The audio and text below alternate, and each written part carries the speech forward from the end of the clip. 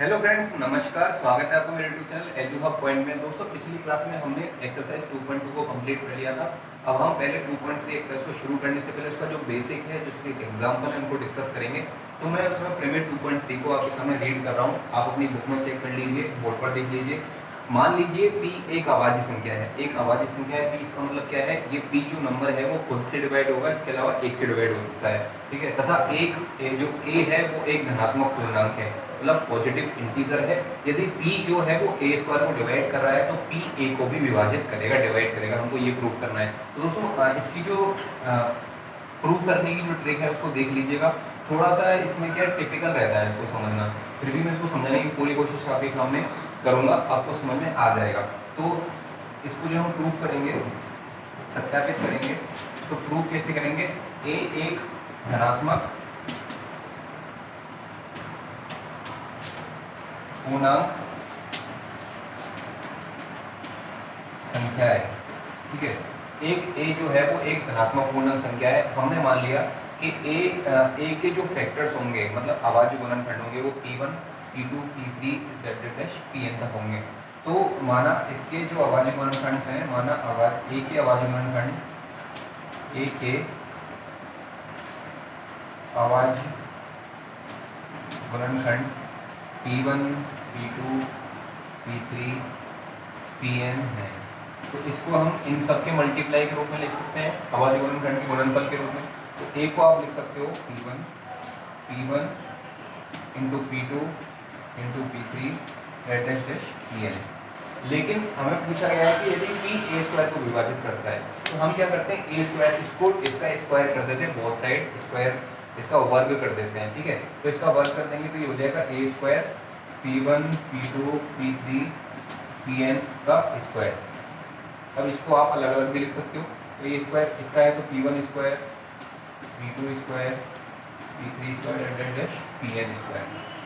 अब आपको क्वेश्चन में गिवन है, यदि P जो है वो A स्क्वायर को डिवाइड कर रहा है, ठीक है। यदि P A स्क्वायर को डिवाइड कर रहा है तो A स्क्वायर का एक अभाज्य गुणनखंड P होगा।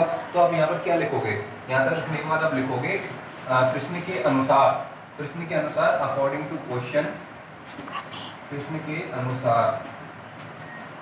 के अनुसार क्या होगा, प्रश्न के अनुसार होगा कि जो P है वो जो P A स्क्वायर का अभाज्य गुणनखंड होगा, ठीक है। P A स्क्वायर का अभाज्य गुणनखंड होगा,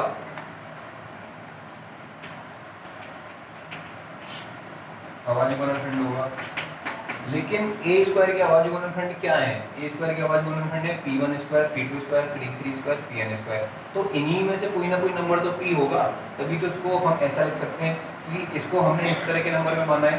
तो जब P A स्क्वायर को डिवाइड कर रहा है तो ये इसका एक अभाज्य गुणनखंड P1 P2 P3 या Pn में से होगा।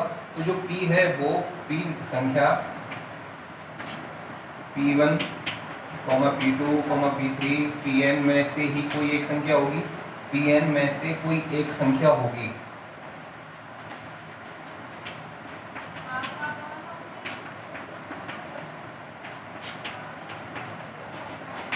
ठीक है। तो यहाँ से तो हमने लिख दिया कि P A स्क्वायर को विभाजित कर रहा है। और जबकि हमने ये देखा था स्टार्टिंग में क्या लिखा था, हमने लिखा था A equal to P1 into P2 into P3 into Pn। मतलब A के गुणनखंड भी P1 P2 P3 Pn थे, तो A स्क्वायर के गुणनखंड भी P1 square P2 square P3 square Pn square आ रहा है। उन्हीं में से P भी एक गुणनखंड है, और उसी तरह से A के गुणनखंड भी P1 P2 P3 Pn है।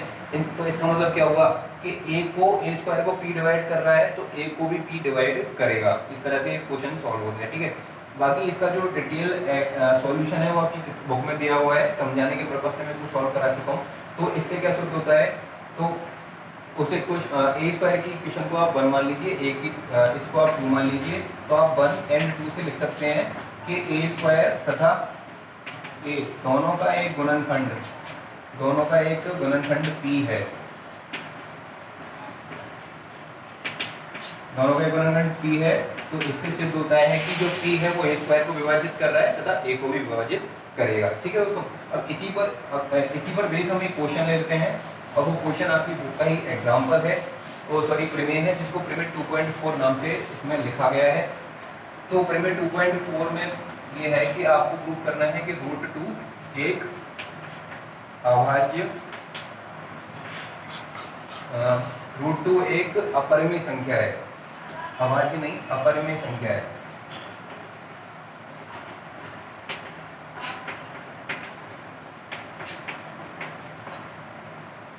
ठीक है, √2 एक अपरिमेय संख्या है, ये हमको प्रूव करना है। तो हम क्या करेंगे, उल्टा चलेंगे, हम मानेंगे √2 एक परिमेय संख्या है। हमने माना, पहले हम मान लेते हैं कि √2 अपरिमेय संख्या है, फिर हम उसको प्रूव करते जाएंगे। एक टाइम पर सिचुएशन ऐसी बनेगी कि ये उसी अपने कथन को विरोधाभास करेगा, मतलब गलत साबित कर देगा। तो उस जगह हम लिख देंगे कि ये विरोधाभास कर रहा है, इसलिए √2 एक अपरिमेय संख्या होगी। तो माना √2 एक परिमेय संख्या है, परिमेय मतलब रेशनल नंबर। तो हम इसको लिखेंगे √2 = a/b। ठीक है, तो b क्या होता है, b 0 नहीं हो सकता, ये परिमेय संख्या की डेफिनेशन होती है, परिभाषा होती है। तो हम क्या लिखेंगे, इसको थोड़ा सा सही कर लेते हैं, इसको लिख देते हैं √2b = a। ठीक है, अब √2b = a हो गया, हम इसका स्क्वायर करेंगे बोथ साइड्स, मतलब वर्ग करने पर क्या हो जाएगा, वर्ग करने पर हो जाएगा ये 2b² = a²। अब ध्यान से देखिए, ये जो नंबर है 2b² और ये नंबर है a²। अब 2b² को तो 2 डिवाइड कर रहा है, 2b² को 2 विभाजित करेगा, और जब 2b² को 2 विभाजित करेगा तो 2b² किसके बराबर है, a² के। तो a² को भी 2 डिवाइड करेगा, तो a² को भी 2 विभाजित करेगा। ठीक है, यहाँ से हमें एक सॉल्यूशन मिल गया। सॉल्यूशन क्या मिल गया कि a² को भी 2 विभाजित कर रहा है। इसमें एक चीज़ और थी, इसमें एक चीज़ ये थी कि जब हमने √2 को a/b के अनुसार लिखा, जहाँ पर b 0 नहीं है, तो हमने माना था कि a और b के कोई भी उभयनिष्ठ गुणनखंड नहीं है, कोई भी कॉमन फैक्टर नहीं है, कोई भी उभयनिष्ठ गुणनखंड नहीं है। ठीक है, ये कथन हमारे बहुत काम का है, क्योंकि अगर हमने ये प्रूव कर दिया कि a और b में कोई ना कोई गुणनखंड उभयनिष्ठ आ गया, तो हमारे जो कथन है वो गलत हो जाएगा। ठीक है, हमको लगभग यही प्रूव करना होगा। तो इसको आप इक्वेशन नंबर 1 लिख दीजिए। ठीक है, अब जब a² को भी 2 विभाजित कर रहा है, तो हमारी प्रमेय 2.3 के अनुसार, प्रमेय 2.3 के अनुसार a को भी 2 विभाजित करेगा, a को भी 2 विभाजित करेगा।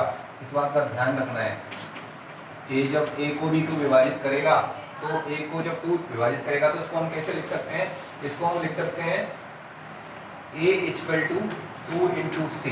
ठीक है, अब हमें नहीं पता ना कि 2 कितने टाइम्स में डिवाइड कर रहा है इसको, लेकिन विभाजित करेगा। तो जैसे मान लो ये 6 नंबर है, तो ये 2 × 3 हो गया, तो हम उसको c को एक पूर्णांक ले रहे हैं यहाँ पर, जहाँ पर c एक पूर्णांक है। पूर्णांक मतलब इंटीजर, यहाँ पर c एक पूर्णांक है। ठीक है, अब इस नंबर को हम स्क्वायर करते हैं दोनों तरफ। इस नंबर का जब स्क्वायर करेंगे तो ये आएगा a² = 4c²। तो 4c² आ गया, और यहाँ से a² आ रहा था 2b²। इसको हम इक्वेशन 2 ले लेते हैं, और 1 और 2 को इक्वल करेंगे, या फिर a² की वैल्यू जो यहाँ पर 4c² है उसको 1 में पुट कर दो। 1 and 2 से दोनों को इक्वल करोगे तो ये आएगा 2b² = 4c²। 2b² = 4c²। इसको प्रूफ आप दोनों साइड 2 से डिवाइड कर सकते हो, तो ये हो जाएगा b² = 2c²। अब देखो दोस्तों, पहले हमने रिजल्ट निकाला था कि a को 2 डिवाइड करेगा। ठीक है, a को 2 डिवाइड करेगा, हमने जो a नंबर लिया था उसको 2 डिवाइड कर रहा है, लेकिन हमारा कथन ये था कि a और b के कोई भी उभयनिष्ठ गुणनखंड नहीं है, लेकिन यहाँ पर मिल गया कि a को 2 डिवाइड कर रहा है। ठीक है, अब यहाँ पर हम क्या लिखेंगे, अब यहाँ पर सेम स्टेप वही लिखेंगे कि c² को 2 डिवाइड कर रहा है, c² को 2 विभाजित कर रहा है, विभाजित कर रहा है, तो 2b² को भी विभाजित करेगा, को भी विभाजित करेगा, और प्रमेय के अनुसार 2b को भी विभाजित करेगा, तथा 2.3 प्रमेय के अनुसार जो b को भी 2 विभाजित करेगा। ठीक है, तो यहाँ से हमें दो चीज़ें पता लगी। पहला सॉल्यूशन हमें मिला था कि ए को भी 2 विभाजित कर रहा है और बी को भी 2 विभाजित कर रहा है। तो हमें देखो क्या चीज़ मिल गई, ये मिल गया कि ए और बी दोनों को ही 2 विभाजित कर रहा है।